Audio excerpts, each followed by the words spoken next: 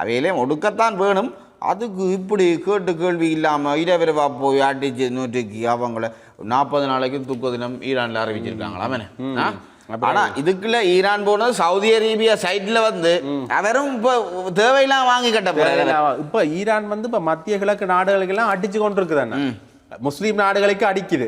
கேட்டா சொல்லுது நாங்கள் வந்து எங்களோட நட்பு நாடுகளுக்கு அடிக்கிறதுக்கான காரணம் அங்க அமெரிக்கான தலைமையகம் இருக்குது, அதனாலதான் அடிக்கிறோம், நாங்கள் நேரடியாகவே மத்திய கிழக்கு நாடுகளோட போர் செய்யல.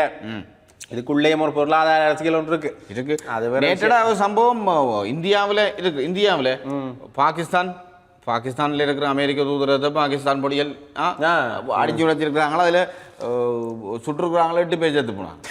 அங்கங்க நடக்குது, இவங்க இங்கேயும் ஒருத்தர் நீங்க இந்திய தூதரத்துக்கு முன்னால போராட்டம் செஞ்சாங்க, ஞாபகம் இருக்கா? அதே டைப் போராட்டத்தை அதை விட எங்க நாமல் பேபி சொல்லியிருக்கிறேன், பாதுகாப்பு முக்கியம், இலங்கையர்கள பாதுகாப்பு முக்கியம்.